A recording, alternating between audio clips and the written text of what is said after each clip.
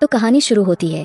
1956 में हम फ्रांस के एक छोटे बच्चे को देखते हैं जो चर्च में आता था और अपने पिता के अधिकांश काम में उनकी मदद करता था। पिता बहुत शक्तिशाली था। वह बच्चा आज अपना सारा काम पूरा करता है और शराब रखने के लिए शराब के तहखाने में जाता है। तहखाने को वास्तव में एक छोटा चर्च कहा जाता है, यानी एक छोटा चर्च। फिर उसे यहाँ कुछ उत्साह महसूस होता है और एक डरावनी आवाज आती है। वह बच्चा बहुत डर गया था और जाकर पिता को बुलाता है। जब पिता वहाँ आते हैं तो उनके पास वहाँ पवित्र जल होता है, यानी वह जल जिससे भूत और आत्माओं को दूर किया जा सकता है या किसी भी बीमारी को ठीक करने के लिए उपयोग किया जा सकता है। वह वहाँ तेजी से उबल रहा था, जिसके बाद पानी भाप बन जाता है और उड़ जाता है। वहाँ एक छाया भी है और फिर आंखों के सामने एक डरावना दृश्य था। यह छाया किसी और की नहीं थी बल्कि राक्षस नन की थी, जो उस पिता को हवा में उड़ा देती है, उसमें आग लगा देती है और उसे मार देती है। चर्च के ऊपरी हिस्से में वह दानव नन दिखाई देती है। वहाँ हम एक आदमी को थैला लेते हुए देखते हैं। अब आगे की कहानी में हम एक बहन आयरीन को देखते हैं। वह दूसरे चर्च में रहकर अपना जीवन जी रही थी।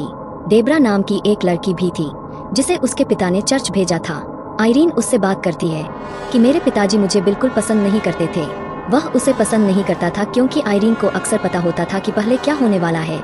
वैसे भी यहाँ चर्च में नन दानव के बारे में बातें चल रही थीं।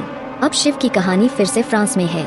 हम एक छात्रावास विद्यालय देखते हैं जहाँ मॉरिस नाम का एक व्यक्ति काम करता था। एक मैडम उस छात्रावास को चलाती थी। वह बहुत गुस्से में मॉरिस से बात करती है। इसका कारण यह था कि उस मैडम के बेटे की कुछ साल पहले इस स्कूल के चैपल में मृत्यु हो गई थी। इस स्कूल के छात्रावास में एक बहुत प्यारी लड़की सोफी भी पढ़ती है। मॉरिस के साथ उसकी बहुत अच्छी दोस्ती है। यहाँ कुछ लड़कियाँ हैं जो अक्सर सोफी को परेशान करती थीं। मॉरिस ने हमेशा उन्हें उनसे बचाया, लेकिन मॉरिस के साथ कुछ गड़बड़ थी। वह अजीबोगरीब चीजें करता था। एक दिन जब एक लड़की स्कूल में सामान देने आती है तो वह मॉरिस को अजीब हालत में देखती है। वह बाहर बैठा कॉकरोच खा रहा था क्योंकि स्कूल की मैडम ने तिलचट्टे के लाल थैले को साफ करने के लिए कहा था। अचानक राक्षस नन मॉरिस से बाहर आती है और उस लड़की को मार देती है। उसके भीतर एक राक्षसी नन भी थी। इसका मतलब है कि जिस आदमी को हमने कहानी की शुरुआत में देखा था वह कोई और नहीं बल्कि मॉरिस था, जिसके अंदर एक नन थी। वह दानव नन सभी को इस तरह नहीं मार रही थी। इसके पीछे कोई राज था जो हमें कहानी में पता चलेगा। आयरीन के मन में भी एक अजीब विचार आया। वह एक सपने में मॉरिस को देखती है जो उससे मदद मांग रहा था। अचानक दानव नन आती है और उसे डराती है, जिसके कारण उनकी आंखें खुल गईं, जिसकी वजह से वह बहुत डर जाता है। एक दिन वही लड़कियां जो सोफी को परेशान करती थीं, उसे चैपल में ले जाती है, जहां मैडम ने सभी को जाने से रोक दिया था। खिड़की पर एक बकरी थी। वह उसके साथ एक खेल खेलती है। वह कहती है, आपको उस बकरी की आंखों में मशाल जलाकर जाकर देखना होगा। वे आंखें दानव की है। यदि आप कोई ध्यान देंगे तो राक्षस आएगा और आपको मार डालेगा। जब सोफी उसे देख रही थी तो जो लड़कियां उसे परेशान कर रही थीं, वे चतुराई से वहां से चली गईं। सोफी अब पूरी तरह से अकेली थी। अचानक वहां अफरातफरी मच जाती है। सोफी ने दानव नन को देखा जो उसे डराती है। वैसे भी तब मॉरिस आता है और उसे बचाता है। दूसरी ओर सिस्टर आयरीन को दिखाया गया है, जिसे पिता उसे बुलाता है और कहता है कि विभिन्न शहरों में पादरी और नन फिर से मारे जा रहे हैं। उनका कहना है कि फ्रांस में एक पिता को जला दिया गया और मार दिया गया। वे उसी पिता के बारे में बात कर रहे थे जिसे हमने कहानी की शुरुआत में देखा था। वे कहते हैं कि दानव नन फिर से आ गई है। वह मरी नहीं। आप उस व्यक्ति को हरा सकते हैं जिससे आप पहले लड़ चुके हैं। आयरीन कहती है कि नहीं, अब मैं ऐसा कुछ नहीं कर सकता। वे कहते हैं कि नहीं, अब आपको यह सब देखना होगा क्योंकि यह दुनिया और मानवता का मामला है। आपको इस मामले की जांच करनी होगी। यह सब सुनकर बहन आयरीन अपने डर पर काबू पा लेती है। इस मामले को हल करने के लिए आयरीन फ्रांस के लिए रवाना हो जाती है, जहां पिता को जला दिया गया और मार दिया गया। यही कारण है कि डेब्रा भी ट्रेन में उसके साथ चुपचाप बैठ जाती है। आयरीन जब यह देखती है तो कहती है, तुम्हें इस तरह नहीं आना चाहिए था। अगर चर्च को पता चलता है कि आप बिना बताए मेरे साथ आ रहे हैं तो चर्च आपको हटा देगा। डेब्रा कहती है, ऐसा कुछ नहीं होता। तुम्हें पता है, मेरी माँ भी जल गई और मर गई। मैंने कोई चमत्कार नहीं देखा। फिर वे दोनों फ्रांस पहुँचते हैं। जैसे ही वे चर्च पहुँचते हैं, आयरीन फिर से उसी बच्चे के बारे में सोचती है। वह बच्चा जिसे हमने कहानी की शुरुआत में पिता के साथ देखा था, अब वह उसे वहाँ खेलते हुए देखती है। जब आयरीन उस दिन की घटना के बारे में उस बच्चे से पूछती है तो वह कहती है कि हाँ, मैंने उस दिन चर्च में एक छाया देखी थी। यही कारण है कि वह यहाँ एक नन को देखती है। यहाँ पुस्तकालय में किताबें स्वयं एक नन का रूप लेती है। आइरीन एक और नन को देखती है जिसकी आंखें निकाली जा रही थीं। तभी वह बेहोश हो जाती है। यहाँ डेबरा जल्दी आती है जिसने उसकी देखभाल की थी। सोफी के स्कूल में भी एक अजीब घटना हुई थी। राक्षस नन बार बार मॉरिस में आती है। इस वजह से स्कूल में हर कोई बहुत डर गया था। अस्पताल में आइरीन को भी तुरंत होश आ गया। यहाँ उसे याद है कि मॉरिस ने उसे आखिरी बार राक्षस नन से बचाया था और जब से उस दानव नन के पास मॉरिस है वह उसके नियंत्रण में रही है। अब डेबरा उसके पास आती है और उसे बताती है कि एक बच्चे ने उसे पवित्र क्रॉस का चिन्ह दिया है। यह वही बच्चा था जिसे हमने कहानी की शुरुआत में देखा था। उस क्रूस पर एक अजीब सा निशान था। जो भी लोग मर चुके थे यह चिन्ह उनके पवित्र क्रॉस पर भी बनाया गया था।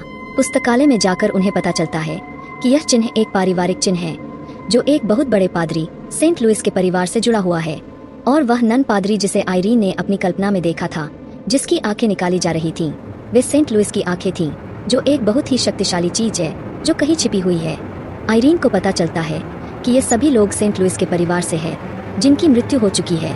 उस दानव नन का एक विशेष उद्देश्य था। वह सेंट लुइस के परिवार के सभी सदस्यों को मारना चाहती थी और उनकी आंखों तक पहुंचना चाहती थी। वह उन आंखों को चाहती थी ताकि उसकी सारी खोई हुई शक्तियां वापस आ जाएं। यहाँ लाइब्रेरियन आइरीन को यह भी बताता है कि वह दानव नन एक परी हुआ करती थी जिसे भगवान ने निकाल लिया और उसकी सारी शक्तियां छीन ली। वह उस जगह का पता भी बताता है कि उन आंखों को यहाँ से थोड़ी दूर एक खाली चैपल में दफनाया गया है जहाँ पहले शराब और शराब का कारखाना हुआ करता था, लेकिन बाद में उस जगह पर एक छात्रावास स्कूल बनाया गया। लाइब्रेरियन उस छात्रावास स्कूल के बारे में बात कर रहा था जहाँ मॉरिस काम करता था। इसका मतलब है कि मॉरिस काम के बहाने उस छात्रावास के स्कूल में उन आंखों की तलाश कर रहा था। इसका मतलब है कि राक्षस नन उसकी तलाश कर रही थी। जैसे ही वह यह सुनती है आइरीन और डेबोरा छात्रावास के लिए निकल जाते हैं। फिर हम देखते हैं मॉरिस उस चैपल के सामने बैठा था, उसके सिर पर वार कर रहा था जिसे स्कूल की मैडम ने भी देखा है।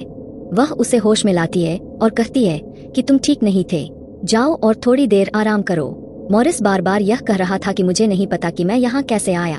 तभी मैडम को उस चैपल से अजीब आवाजें सुनाई देने लगती है जिसे वह ताला खोलकर वहाँ देखना चाहती है। तभी वह वहाँ अपने ही मृत बेटे का भूत देखती है जो उसे डरा रहा था। यहाँ मैडम के बेटे की आत्मा किसी और के नियंत्रण में नहीं थी बल्कि राक्षस नन के नियंत्रण में थी। अब वह मैडम के बेटे की आत्मा का उपयोग करती है और उसे मरवा कर मार देती है। मैडम का शव मिला जो बहुत खराब हालत में था, जिससे छात्रावास में रहने वाले सभी बच्चे डर गए। रात में जब सभी बच्चे अपना ध्यान हटाने के लिए नाच रहे थे तो मॉरिस और सोफी की माँ नाच रही थीं। फिर अचानक मॉरिस अस्वस्थ महसूस करने लगा। उनकी गर्दन पर क्रॉस का निशान अब बहुत खराब स्थिति में था। वहाँ आइरीन और डेबोरा भी छात्रावास पहुंची जो सोफी और उसकी माँ को अब मॉरिस से दूर रहने के लिए कहती है, क्योंकि आइरीन को पता चल गया था कि राक्षस नन मॉरिस में है। यही वह समय होता है जब राक्षस नन मॉरिस में जागती है और कहती है, हेलो बहन। यह कहते हुए मॉरिस उस चैपल की ओर भागता है। उसे छोटे चर्च की ओर जाते हुए देखकर आइरीन उसे रोकने की कोशिश करती है, लेकिन उस नन ने आइरीन पर हमला किया और उसे फेंक दिया। डेबोरा भी उस दानव नन को रोकने की कोशिश कर रही थी, लेकिन वह उसे रोक नहीं सकी। तभी सिस्टर आइरीन उठती है और फिर से कुछ पढ़ना शुरू कर देती है जिसने मॉरिस के अंदर राक्षस नन को कमजोर कर दिया। फिर डेबोरा जल्दी से जाता है और पीछे से मॉरिस के सिर में मारता है जिससे वह बेहोश हो जाता है। वह उसे बांधती है और उसे एक जगह पर रखती है ताकि वह यहाँ से कहीं न जा सके। और अब कुछ बहनों को अपने साथ लेकर आइरीन और डेबोरा चैपल के अंदर जाते हैं ताकि उन्हें वे आंखें मिल जाए जिन्हें राक्षस नन ढूंढ रही थी। सोफी भी उनके साथ उस छोटे से चर्च में जाती है। वह उन्हें वह खिड़की भी दिखाती है जिस पर एक बकरी बनाई गई थी। वह कहती है कि शायद सेंट लुइस के परिवार ने इसे इसलिए बनाया है ताकि अगला व्यक्ति जो उनसे संबंधित है या उनके परिवार से यहाँ आता है उसे वे आंखें मिल जाएं। वह उन्हें बताती है कि अगर बकरी की आंखों पर सूरज चमकता है तो वे चमकते हैं। अब यह देखने के लिए डेबोरा अपने हाथ में एक मशाल रखती है। जब वह इसे उसके ऊपर मारती है तो बकरी की आंखों से लेजर प्रकाश निकलता है जो उन्हें बताता है कि आंखें कहाँ दबी हुई है। अब वह उसे बाहर निकालती है जो एक डिब्बे में बंद था। उस समय मॉरिस भी जाग गया। राक्षस नन अपने वास्तविक रूप में बाहर के सभी बच्चों को डराने लगती है। डेबोरा वहां जाती है और उन बच्चों को बचाती है। वे सभी भागकर एक कमरे में गए जहां उसी मैडम का भूत उन्हें डराता है जिसे चैपल में राक्षस नन ने मार डाला था। आइरीन भी सोफी के साथ वहां थी। कब्जा करने वाला मॉरिस भी वहां आया जो सिस्टर आइरीन से विशेष आंखें छीनने की कोशिश करता है, लेकिन सोफी उन्हें ले जाती है और भाग जाती है जो एक डिब्बे में बंद था। वह ऊपर पहुंचती है जहां इमारत भी एक तरफ से टूटने वाली थी। यह सब उन आंखों की शक्ति के कारण हो रहा था। फिर उनमें से एक चमकीली पीली रोशनी निकलती है जिसके पास अब दानव नन नहीं आ सकती थी। लेकिन फिर भी मॉरिस यानी उसके अंदर की दानव नन सोफी के पास जाने वाली थी। फिर आयरीन वहां आती है जो उसे ले जाती है और बीच में रख देती है, जिससे एक बहुत शक्तिशाली रोशनी निकलती है और इस वजह से अब मॉरिस को बहुत तकलीफ हो रही थी। हर कोई सोचता है कि वह मर चुका है। यह देखकर सोफी बहुत दुखी होती है क्योंकि मॉरिस उसकी बहुत अच्छी दोस्त थी। अब जब आयरीन उसकी जांच करने जाती है लेकिन वह जीवित थी। यह सिर्फ उसे फंसाने के लिए राक्षस नन की एक चाल थी। अब दानव नन जल्दी से उन आँखों को उठाती है। उसे फिर से सारी शक्ति मिल गई। वह फिर से अपने असली रूप में वापस आ गई। वे आंखें अब उसकी आंखों में थीं। वह दानव नन इतनी शक्तिशाली हो गई थी कि वह हवा में आयरीन को लेने और उसे मारने जा रही थी। जैसे कहानी की शुरुआत में ही उसने अपने पिता की हत्या कर दी। फिर आयरीन यहाँ अपनी माँ को देखती है। उसकी आंखें भी चमक रही थीं। इसका मतलब है कि आयरीन भी सेंट लुइस के परिवार से थी। उसके भीतर शक्ति थी। वह अपने भीतर की शक्तियों को जगाती है और आग बुझाती है। इसका मतलब है कि यदि आप सेंट लुइस के परिवार से हैं, तो आप उन दुष्ट शक्तियों को हरा सकते हैं। अब यह सब देखकर दानव नन को बहुत गुस्सा आता है। आयरीन यहाँ देखती है कि यहाँ शराब है, क्योंकि जैसा कि लाइब्रेरियन ने उसे बताया, वहाँ एक शराब की फैक्ट्री हुआ करती थी और चर्च में शराब पर प्रार्थना करने से यह यीशु का खून बन जाता है। अब जब वे यह सब करते हैं तो वे दोनों विश्वास करते हैं। वह शराब खून में बदल जाती है और दानव नन को मार देती है। आयरीन ने उसे नरक में भेज दिया था। हमें दिखाया गया है कि सब कुछ बिल्कुल ठीक है और इसी के साथ इस फिल्म की कहानी भी यहीं खत्म हो जाती है।